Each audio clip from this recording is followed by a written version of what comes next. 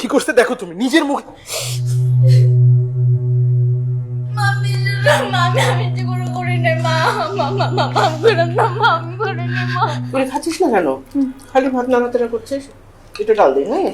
না পরে খা, মাখা খা। মা হুম, আমার কিছু টাকা লাগবে। কত টাকা? 10,000। 10,000 টাকা? 1 টাকা দিয়ে তুই কি করবি? সেমিস্টার ফি দিতে হবে তো। তোর সেমিস্টার ফি কি এত টাকা নাকি? এত টাকা না মা, কয়েকটা সাবজেক্টের ইমপ্রুভমেন্টের জন্য দিতে হবে। ও, ফেল করছিস? ঠিক ফেল না, আসলে কয়েকটা সাবজেক্টে মা নাম্বার একটু কম আসছে, আবার পরীক্ষা দেওয়ার জন্য টাকা লাগবে। তো পরীক্ষাটা দিলে ফাইনালে রেজাল্টটা ভালো হয়ে যাবে। দে দে, তোর বাবার তো কাতারে রাজপ্রাসাদ আছে, কারি কারি টাকা, ওখান থেকে টাকা পাঠায়। দে পরীক্ষা দে। আচ্ছা ঠিক আছে, বাদ দে না। ও আবার পরীক্ষা দিতে চাচ্ছে যাতে ভালো রেজাল্ট করে। হ্যাঁ, আমারই তো সমস্যা, আমিই তো সব সমস্যা খুঁজে বেড়াই। ঠিক আছে, তোর যেখানে যত টাকা লাগবে আমি যে জমা দিয়ে আসবো। না ভাইয়া, তোমার কষ্ট করে যেতে হবে না, আমি টাকা জমা দিয়ে দেবো। কেন, আমি জমা দিলে সমস্যা কোথায়? ভাইয়া তুমি কি আমাকে অবিশ্বাস করো? আচ্ছা মা, আমি কি কখনো আজেবাজে টাকা খরচ করছি বলো? না, তা করস নাই। তাহলে আমি কি তোমাদেরকে বলি ভাইয়া আমাকে এটা কিনে দাও, মা আমাকে ওইটা কিনে দাও? আহা, তোর সমস্যাটা কোথায় বলতো? অতিরিক্ত কথা বলিস। আচ্ছা নিয়ে যাস আমার কাছ থেকে টাকা। ভাইয়া বেশি বেশি করে। খা খা, টাকা নিয়ে কি করবি না করবি বুঝি তো। মা খা, তোকে একটু ভাত দিই। না, আমার কিছু লাগবে না।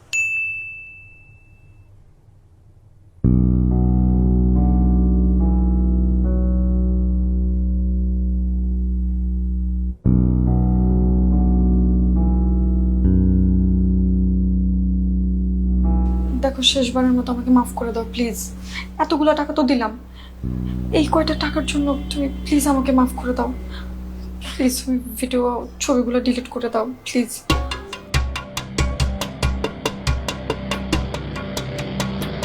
কি অবস্থা? কই টাকা কই? টাকা দাও।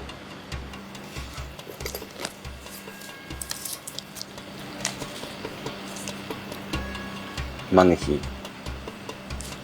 5,000 টাকা দিচ্ছিস আমারে? তোমার কাছে চাইছি আমি 10,000 টাকা, তুই আবার 2,000 টাকা দিচ্ছস? ইমন আমার কাছে আর টাকা নাই। এই তোর কাছে টাকা তো আমি কি করবো? হ্যাঁ, আমি জানি না তুই কোত্থেকে ম্যানেজ করবি, কেমন ম্যানেজ করে আমার টাকা দিবি, এটা তুই জানোস। আমি আসলে জানি না।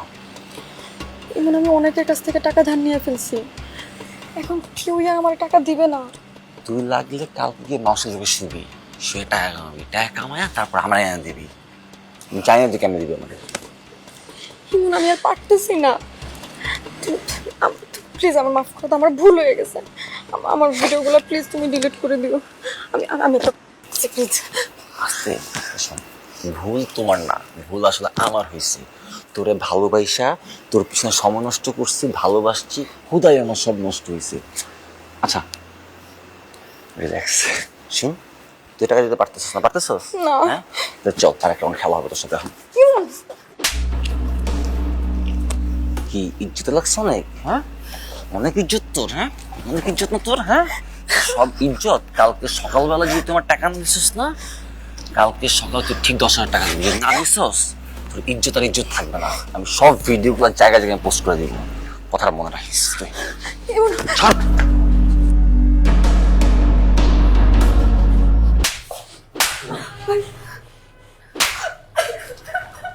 এই, তুই ওকে এইভাবে মারছিস কেন? এই, বল বল কি হয়েছে? তুই এভাবে মারছিস কেন ওকে? কি হয়েছে? কি করছিস তুই? আরে না বললে বুঝবে করে।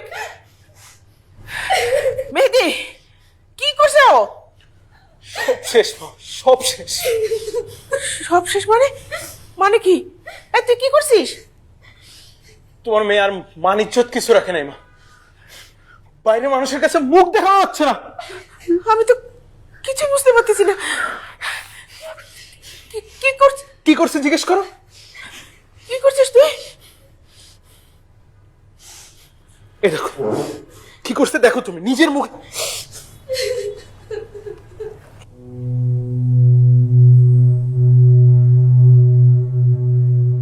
মামি আমি যে কোনো করি নাই মা, মাম করে না, মামি করে না, মামি করে বিশ্বাস করো আমি কিছু করি নাই মা, আমি কিছু করি না মা, মা।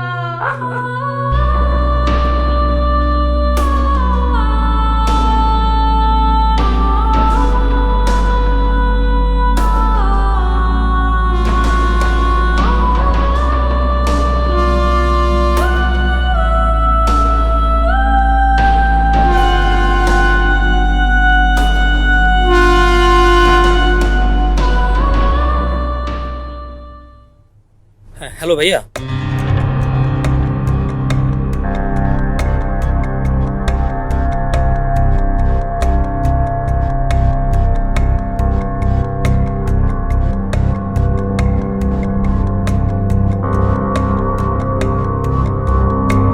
কি ব্যাপার, কোনো কমপ্লেন আছে নাকি? আরে কমপ্লেন থাকলে বলেন। কি কমপ্লেন? আমার মেয়ে নাতাশাকে খুঁজে পাওয়া যাচ্ছে না। খুঁজে পাওয়া যাচ্ছে না মানে কি বাসায় কোনো রাগারাগি হয়েছে নাকি? ডিটেলসে বলেন, ডিটেলসে না বললে আমি বুঝবো কি করে? প্রেম করতে কোনো ব্যাপার? জি। ও, মেয়ের বয়স কি 18 হয়েছে? তাহলে আর চিন্তা করার কিছু নেই, যান বাসায় চলে যান। ওই যার সাথে সম্পর্ক ছিল দেখেন, তাকে হয়তো পালায় গিয়ে বিয়ে করে ফেলছে। এই 2-1 দিনের মধ্যে খবর পেয়ে যাবেন, যান। আর যদি খবর না পান তাহলে জানান, ব্যবস্থা নিব। বিষয়টা প্রেম ঘটিত হলো, আপনি যেমনটা ভাবছেন তেমনটা না। তাহলে বিষয়টা কেমন? স্যার কিছু মনে না করলে আমি কি একটু কথা বলতে পারি? আপনি কে? ও নাতাশার বন্ধু। তাহলে তো আপনার কাছে ডিটেলসটা জানা যাবে। শোনেন, একদম মিথ্যে বলার কোনো চেষ্টা করবেন না। বলেন তো কি কি জানেন? স্যার নাতাশার না ইমন নামে একটা ছেলের সাথে রিলেশন ছিল। ছিল মানে? ছিল মানে ওদের গত 2 মাস আগেই ব্রেকআপ হয়ে গেছে। ব্রেকআপ হয়ে গেছে? তাহলে পালা গেল কার সাথে? স্যার এইটাই তো আমরা ভাবতেছি যে পালালো কার সাথে। আর ইমন না ওর সাথে বেশ কিছুদিন যাবত ঝামেলা করতেছিল। ঝামেলা? কিরকম ঝামেলা? ঝামেলাটা হচ্ছে নাতাশার কিছু প্রাইভেট মুহূর্তের ছবি ইমনের কাছে ছিল। ও বলতেছিল যে ওই ছবিগুলো নাকি আপলোড করে দিবে, হুমকি ধামকি দিচ্ছিল খুব বাজেভাবে। এগুলি আপনারা আগে জানতেন না? হ্যাঁ, আগে কেন কমপ্লেন করেননি? স্যার আমি জেনেছি গত 2 দিন আগে, আর ওনারা তো কেউ কিছু জানতো না। আমি না নাতাশাকে অনেকবার বলেছি যে চল আমরা গিয়ে কমপ্লেন করি, কিন্তু ও কখনো রাজি হয়নি। সব সময় বলতো যে মানুষ জানাজানি হয়ে গেলে আমার ফ্যামিলির লোকজন সবার মান সম্মান যাবে। আর ইমন খুব বাজেভাবে ড্রাগ অ্যাডিক্টেড ছিল। ওর কাছ থেকে এসবের হুমকি দিয়ে না অনেকবার টাকা নিয়েছে। ও অনেক দিন ধার করে না টাকা দিয়েছে, কিন্তু একটা সময় যখন টাকা দিতে পারেনি তখন আর কি ওর ভিডিও লিক করে দেয়। আজকালকে ছেলে মেয়েদের মাথায় এসব কোথেকে যে আসে আমি এটাই বুঝি না। পার্সোনাল মুহূর্তগুলি মোবাইলে ধারণ করে রাখতে হবে, ভিডিও করে মোবাইলে রাখতে হবে, ছবি তুলে মোবাইলে রাখতে হবে। কেন? হ্যাঁ, আরে মোবাইলটা তো হারানো যেতে পারে, কেউ চুরি করে নিয়ে যেতে পারে, কেউ সরায় ফেলতে পারে, এটা কারো হাতে পড়তে পারে। স্টুপিডগুলি। এইগুলি জানার সঙ্গে সঙ্গে সাইবার ক্রাইমে কেন কমপ্লেন করেননি? হ্যাঁ, আপনার নিশ্চয়ই মেয়েকে মারধর করেছেন। খুব ভালো কাজ করেছেন, খুব ভালো কাজ করছেন। কি উদ্দেশ্য কি ছিল? মেয়েকে মেরে ফেলার উদ্দেশ্য ছিল? আচ্ছা, এই সময়টা মেয়েটার পাশে থাকা উচিত ছিল না আপনাদের?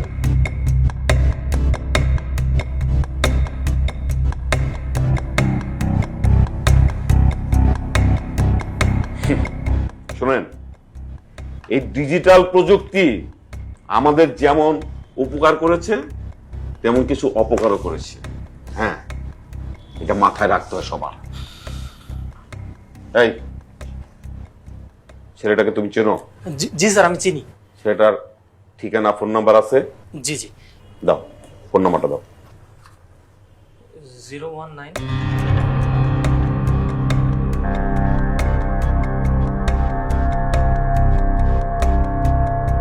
আরে ভাই, আর আমার দোষটা কি বলেন? আরে ভাই, জানেন আমি কে? আমি জানি তুমি কে, তুমি জানো না আমি কে। এই নিয়ে আসো। আরে ভাই ছাড়ুন না। আরে কিরে, কেন করছো শিষ্য? কি করছি আমি? স্যার আমি কিছু করিনি তো। কিছু করস নাই? স্যার দেখেন স্যার, আমি কারো কখনো কোনো ব্ল্যাকমেইল করিনি। আর আমি ট্র্যাপে ফালাবো কেন মানুষরে? এগুলো সব ভুল কথা, মিথ্যা কথাগুলো স্যার। কিরে, আমি তো একবারও বলছি যে তুই ব্ল্যাকমেইল করছস, ট্র্যাপে ফেলাইছস? হ্যাঁ, আচ্ছা কখন বললাম বল তো?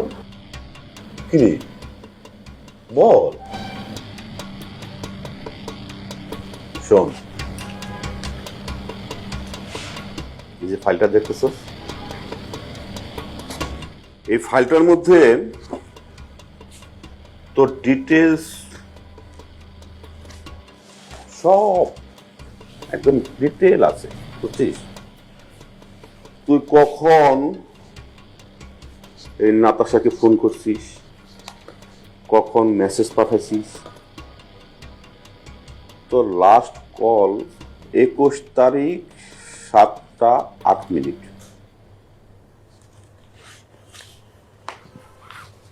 কিরে, ঠিক বলছি না? কথা বলিস না কেন? জি। তোর বয়স কত? 23।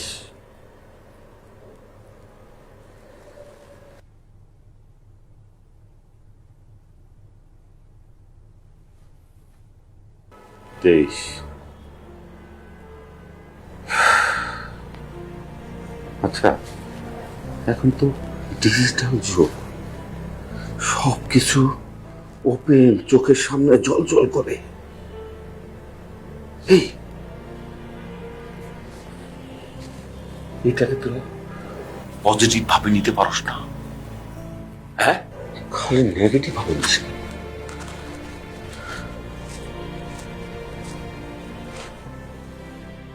আমাদের সময় কোনটা ভালো কোনটা মন্দ সবকিছু শিখিয়ে দিত, বুঝাই দিত। এখন আর ছেলে মেয়েদেরকে ভালো মন্দ শিখিয়ে দিতে হয় না, সব কিছু তারা দেখে বুঝতে পারে কোনটা ভালো কোনটা মন্দ। এই যে তুই এত ভালো একটা ভার্সিটিতে লেখাপড়া করছিস, এটার ব্যয় খরচ কত জানিস?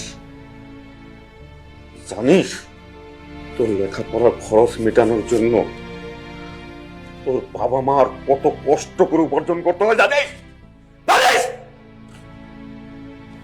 তারা হয়তো জানেও না তোর মতো একটা কুলাঙ্গার তার পেছনে কারি কারি টাকা ঢালছে। তারা তো ভাবছে আমার ছেলে ভালো শিক্ষিত জ্ঞানী মানুষ হয়ে বের হবে। না, তোর এই শিক্ষা কোনো কাজে লাগবে না।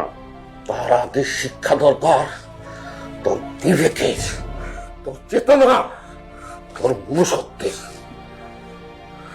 নাহলে তোর মতো হাজার হাজার ছেলে মেয়ে এই ঘরে ঘরে একটা কুলাঙ্গার জন্ম নিবে, কুলাঙ্গার শিক্ষিত ছেলে জন্মাবে, কোনো মানুষ জন্মাবে না। হ্যাঁ।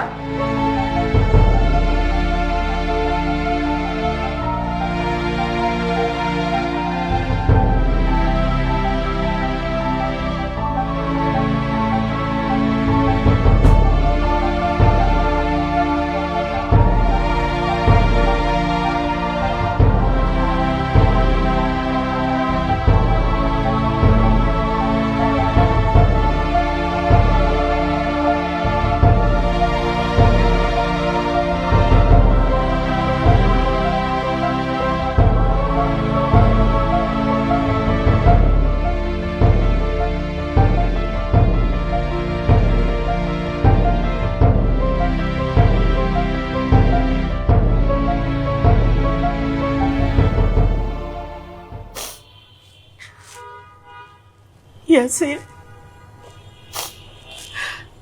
নাতাশার তো কোনো খোঁজ খবর পাচ্ছি না। কোথায় আছে, কি করছে কে জানে।